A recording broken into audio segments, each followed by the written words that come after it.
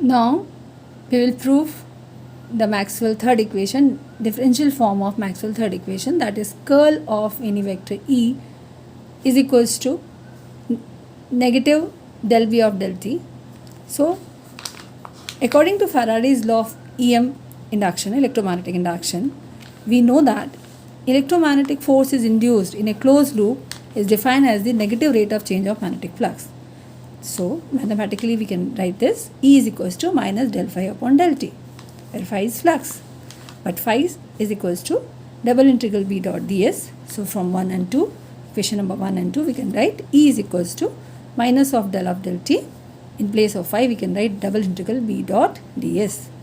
Now another definition of E is EMF is work done in carrying a unit charge around a closed loop C, and if E vector is the electric field intensity at a small element dl, then EMF is also can be written as closed loop line integral of E.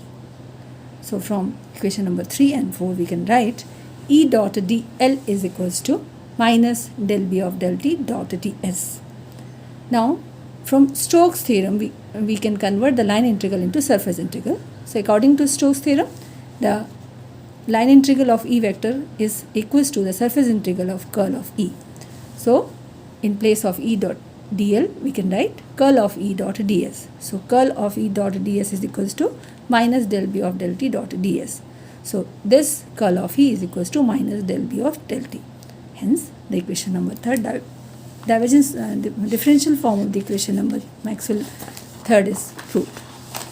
Now the 4th one is, which represent the Ampere's circular law. According to the Maxwell 4th equation, the curl of H vector is equals to current density J vector plus del B of del T. Del D of del T, sorry. It is del D of del T. Now, from Ampere's circular law, we know that the closed line integral of H vector is equals to I, or B dot dl is equals to mu naught I also there, as also Ampere's circular law. Here I is equals to double integral of J, surface integral of J. So H dot dl can be is equals to J dot ds. And from Stokes theorem we can change the line integral into surface integral. So from the Stokes theorem we can write E H dot dl closed line integral is equals to the surface integral of curl of H dot ds. So curl of H dot ds is equals to J plus J dot ds. So from this equation curl of H is equals to J. If we take a divergence on both the sides of this equation, we get divergence of J is equals to 0. And this equation number 5 is good for steady current, for changing electric field. And this divergence of J is also conflicts with the equation of continuity, which tells the divergence of J is equals to minus del rho of del T. So Maxwell realized that the definition of the total current is incomplete. Okay. So he suggested to add another current density part in this equation, and he added J with JD.